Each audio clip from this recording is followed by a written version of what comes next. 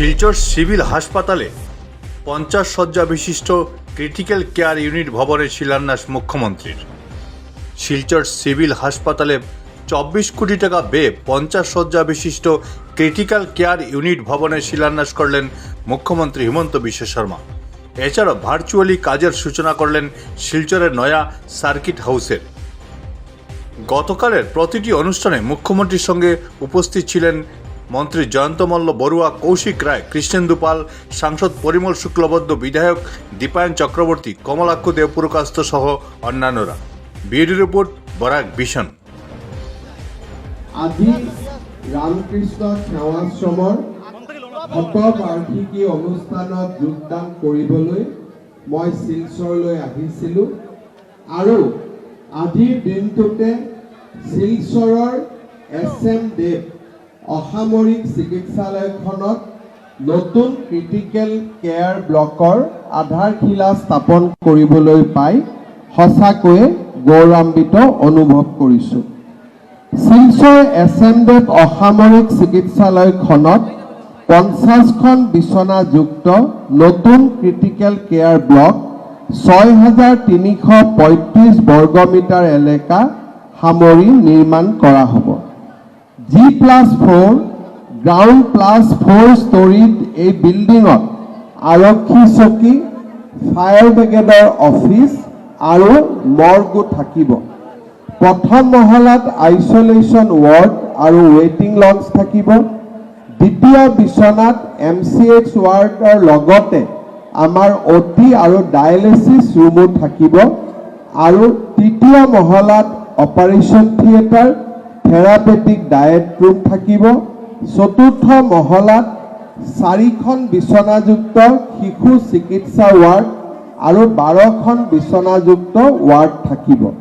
অৰ্থাৎ এই ব্যৱস্থাৰ ফলত আমাৰ শিলচৰৰ অসামৰিক চিকিৎসালয়খনত আমি 50খন বিচনাৰে সৈতে এটা ক্ৰিটিকেল কেয়াৰ ব্লক আৰু লগতে আমাৰ ICU আদিৰো ব্যৱস্থা আমি দেখিবলৈ পাম।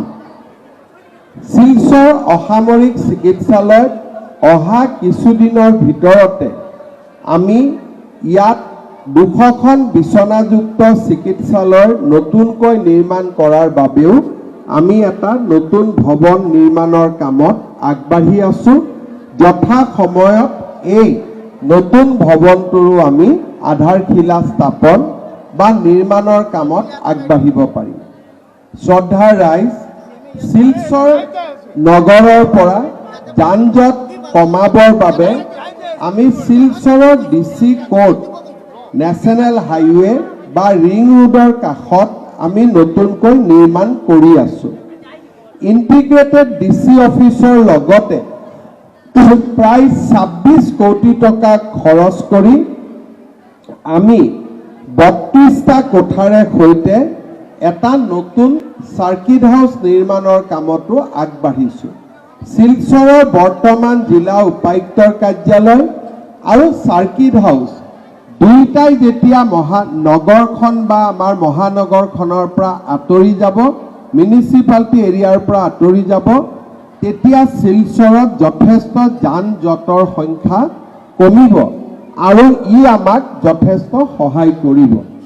অনাগত দিনত খুব সোনকালে শিলচৰত আমি ৰাইজে যদি সহায় সহযোগিতা আগবঢ়ায়, শিলচৰ নগৰত যান জঁটৰ ভিৰ প্ৰতি লক্ষ্য ৰাখি ইয়াতে আমি ফ্লাইঅভাৰ নিৰ্মাণৰ কামো আৰম্ভ কৰিম।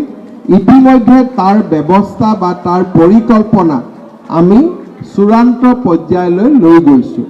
মই আজি পুনৰবাৰ উপস্থিত ৰাইজক ধন্যবাদ জনাইছোঁ। সংসদ চলি থকাৰ পিছতো পৰিমল শুক্লবৈদ্য ডাঙৰীয়াই আজি আমাৰ অনুষ্ঠানত যোগদান কৰাৰ বাবে তেখেতক মই ধন্যবাদ আৰু কৃতজ্ঞতা জনাইছোঁ। শিলচৰৰ মন্ত্ৰী আৰু বিধায়কসকলকো ধন্যবাদ জনাইছোঁ। ইতিমধ্যে এইবাৰ আপোনালোকে গম পাইছে যে আমি বিভিন্ন বিভাগে কৰা কামবিলাকৰ উপৰিও বৰাক উপত্যকাৰ স্থানীয় সৰু সৰু সমস্যাবিলাক যাতে সমাধান হ'ব পাৰে তাৰ বাবে বৰাক উপত্যকা উন্নয়ন বিভাগ এটাও আমি নতুনকৈ গঠন কৰিছোঁ আৰু ৰাজ্য চৰকাৰে এইবাৰ বাজেটত বৰাক উপত্যকা উন্নয়ন বিভাগক 100 কোটি টকা মঞ্জুৰি দিছে। মই আশা কৰিছোঁ বিভিন্ন বিভাগে কৰি থকা কামবিলাকৰ উপৰিও বৰাক উপত্যকাৰ সৰু সৰু স্থানীয় সমস্যাসমূহ সমাধানৰ ক্ষেত্ৰত বৰাক উপত্যকা উন্নয়ন বিভাগেও গুৰুত্বপূৰ্ণ ভূমিকা গ্ৰহণ কৰিব পাৰিব। পুনৰ এবাৰ মই সকলোকে ধন্যবাদ আৰু অভিনন্দন জনাই আপোনালোক সকলোকে মোৰ প্ৰণাম জনাই মই মোৰ বক্তব্যৰ সামৰণি মাৰিছোঁ। সবাইকে আমাৰ প্ৰণাম, বহুত বহুত ধন্যবাদ। জয় হিন্দ, বন্দে মাতৰম।